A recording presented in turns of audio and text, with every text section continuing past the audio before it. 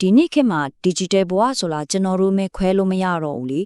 ေဒါပေမဲ့ဒီဘဝကဓာတ်သွားနှစ်ဖက်လိုပါပဲတစ်ဖက်မှာအခွင့်အလမ်းကောင်းတွေအများကြီးရှိသလိုနောက်တစ်ဖက်မှာကျတော့မျက်စိနဲ့မမြင်ရတဲ့အန်တရာယ်တွေလည်းအပြည့်ပဲကဲဒီနှစ်ဖက်လုံးကိုအတူတူစမ်းစစ်ကြည့်ကြရအောင်ဟုတ်ပြီဒီအကြောင်းကိုစပြီးဆွေးနွေးကြမှာဆိုရင်ပထမဆုံးသိထားဖို့လိုလာက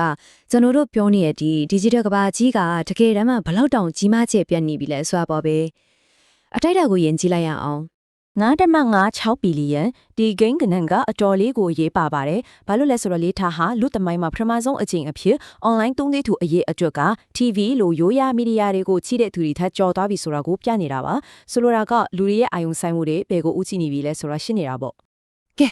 ဒီတစ်ခုကိုလည်းစဉ်းစားကြည့်ပါဦး။ကဘာလူဦးရေရဲ့ထုံးပုံဖုံနီးပါးလောက်က social media ပေါ်မှာရှိနေကြတယ်ဆိုတဲ့သဘောပါ။ဒါကဘာကိုပြလဲဆိုတော့သတင်းချက်လက်တွေအတွေးခေါ်တွေယဉ်ကျေးမှုတွေကအရင်ကတည်းကလုံးဝမတူတဲ့အရှင်ဟုန်နဲ့ပြန့်နှံ့နိုင်သွားပြီဆိုတာပါပဲဒီလိုချိတ်ဆက်မှုတွေအားလုံးရဲ့အဓိကဇာတ်လိုက်ကတော့ smartphone ပါပဲလူအများစုအတွက် internet ဆိုတာအရင်လို computer screen ကြီးရှေ့မှာထိုင်သုံးရတဲ့အရာမဟုတ်တော့ဘူးလေအခုတော့ကိုယ်လက်ထဲမှာအမြဲတမ်းရှိနေတဲ့ကဘာကြီးစီကိုဖွင့်ထားတဲ့တကားပေါက်တစ်ခုလိုဖြစ်နေပါပြီတနေ့ကို6နာရီခွဲကြော်ကြော်အချိန်မနှဲဘူးနော်ဆိုတော့ဒီလောက်များတဲ့အချိန်တွေကိုကျွန်တော်တို့ online မှာဘာတွေလုပ်ပြီးကုံဆုံးနေကြလဲဒီအချိန်တွေကနေဘလို့အခွင့်အလမ်းကောင်းတွေအကျိုးကျေးဇူးတွေပေါ်ထွက်လာတယ်လဲဆိုတာကိုစက်ကြည့်လိုက်ရအောင်online မှာဒီလောက်အချိန်သုံးနေကြတယ်ဆိုတော့သူ့မှာကောင်းကျိုးတွေလည်းအများကြီးရှိတော့ပေါ့တကယ်ပဲဒီလိုချိတ်ဆက်နိုင်စွမ်းကကျွန်တော်တို့ရဲ့နေထိုင်မှုပုံစံကိုပါပြောင်းလဲပြလိုက်ကြပါထင်ယူတဲ့ပုံစံတွေတယောက်နဲ့တယောက်ဆက်သွယ်ကြတဲ့ပုံစံတွေနောက်ဆုံးဈေးဝယ်တဲ့ပုံစံတွေဒီအကုန်ပြောင်းလဲသွားတယ်ဒီကကြောင်းရင်းတွေကိုကြည့်လိုက်ရင်အများစုကတော့တခုခုသိချင်လို့အချက်လက်ရှာတာတကယ်ချင်းနေမိသားစုတွေနဲ့အဆက်အသွယ်မပြတ်အောင်နေတာဒါတွေကထိဆုံးတာပေါ့ပြီးတော့သတင်းတွေဖတ်တာရွှေရှင်တွေဗီဒီယိုတွေကြည့်တာတခုခုကိုဘယ်လိုလုပ်ရမလဲဆိုတာလေ့လာတာတကယ်တော့ကျွန်တော်တို့ရဲ့နေ့စဉ်ဘဝမှာအင်တာနက်ကမရှိမဖြစ်ကိုဖြစ်လာနေပါပြီစီးပွားရေးလောကမှာဆိုရင်လေအပြောင်းအလဲကတော်တော်ကြီးပါတယ်အရင်တော့ဆို TV ကြော်ညာတွေကဘယင်သေးလေအခုတော့အဲ့ဒီနေရာကို Google လိုမျိုး search engine တွေကဝင်ယူသွားပြီလူတွေကပစ္စည်းအသစ်တစ်ခုခုကိုရှာချင်ပြီဆိုရင် search engine ကိုပဲအရင်ဆုံးသွားကြတော့တာဒေါ်လာ4.2 trillion ဒီကိန်းကနန်းက digital စီးပွားရေးဘလောက်တောင်အရှင်အဟုန်ကောင်းနေလဲဆိုတာကိုမိမောင်းထိုးပြနေတော့ပါပဲစဉ်းစားကြည့်လေတနည်းတဲနဲ့ဒေါ်လာ trillion တဝက်ကျော်တိုးလာလို့ဆိုတာနိုင်ငံတော်များများရဲ့တနည်းစာဝင်ငွေထက်တောင်များနေသေးတယ်တကယ်ကိုအမခမ်းပါပဲဒါပေမဲ့အစမှပြောခဲ့သလိုပဲဒါမှသွားနှစ်ဖက်ရှိတယ်လေအခွင့်အလမ်းတွေရှိတယ်လို့အန်တရယ်တွေလည်းရှိနေတာပေါ့ဒီလိုကြီးမားကျယ်ပြန့်လာတဲ့ digital ကဘာကြီးဟာရာဇဝတ်မှုတွေအတွက်လည်းနေပယ်တစ်တစ်ခုလိုဖြစ်လာခဲ့တာပါ Europe ရဲ့ Cyber လုံခြုံရေး Agency ကပါပြောလဲဆိုတော့တိုက်ခိုက်မှုအများစုရဲ့နောက်ွယ်ကအဓိကရည်ရွယ်ချက်ကငွေကြေးပါပဲတဲ့အကြီးမားဆုံးချင်းချောင်းမှုကတော့ ransomware ပေါ့ဒါကဘယ်လိုမျိုးလဲဆိုရင်ကိုယ့်ရဲ့ကွန်ပျူတာထဲကအရေးကြီးတဲ့ file တွေကိုသူတို့က lock ချော့ပြစ်လိုက်ပြီးပြလိုချင်ရင်ပိုက်ဆံပေးပါဆိုပြီးညှစ်တဲ့ပုံစံမျိုးပါတကယ်အံ့ဩစရာကောင်းတာကဘာလဲဆိုတော့လေစိုက်ဘာတိုက်ခိုက်မှုအများစုအောင်မြင်သွားတာဟာဟက်ကာတွေကအရန်ရှုပ်ထွေးတဲ့နည်းတင်တာတွေသုံးလို့မဟုတ်ဘူးအဓိကလူတွေကိုပြစ်မှတ်ထားပြီးစိတ်ပိုင်းဆိုင်ရာလျှက်စားတာ phishing လုပ်တာကြောင့်ပါပ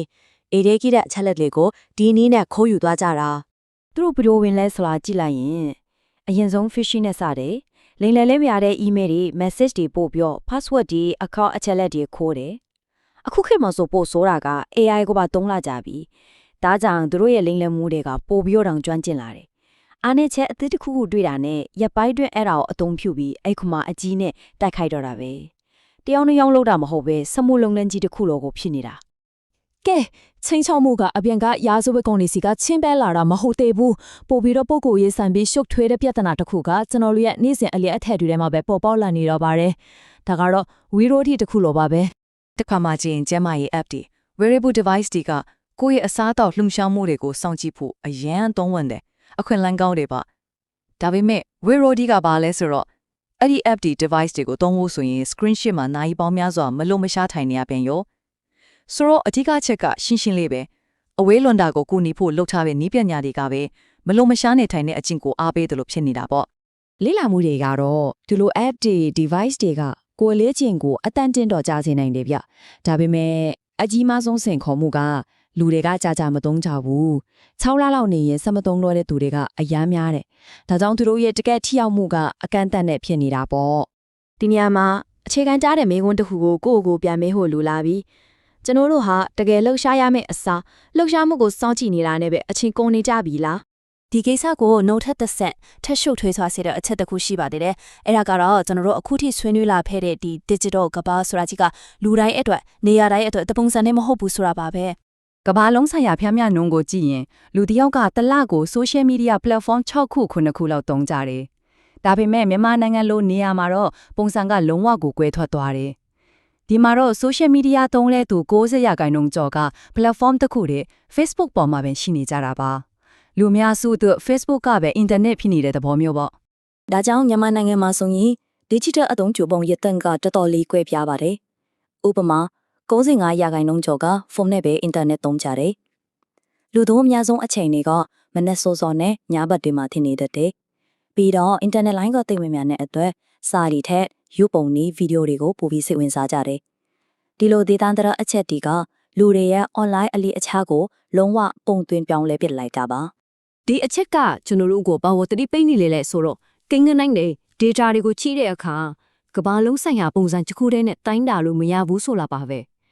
data တစ်ခုချင်းစီရဲ့အခြေအနေနဲ့ရှုချောင်းကနေနားလည်ဖို့ကအရင်အရေးကြီးပါတယ်ဆိုတော့အဆုံးသက်အနေနဲ့ပြောရရင်ကျွန်တော်တို့လည်း digital ဘဝတွေဟာတကယ်ကိုအစွမ်းထက်တဲ့ကြီးကြတစ်ခုဖြစ်နိုင်တယ်လို့အန်ဒရရဲ့ညားရဲ့ထုံချုပ်တစ်ခုလည်းဖြစ်နိုင်ပါတယ်အဓိကမေခွန်းကတော့ကျွန်တော်တို့ကဒီနည်းပညာရဲ့တားကောင်ဖြစ်အသုံးချခဲ့မှာလားဒါမှမဟုတ်သူ့ကိုကျွမ်းကျွမ်းကျင်ကျင်ထိန်းချုပ်အသုံးချနိုင်တဲ့သခင်တယောက်ဖြစ်လာအောင်ဘယ်လိုလုပ်ကြမလဲဆိုတာပါပဲ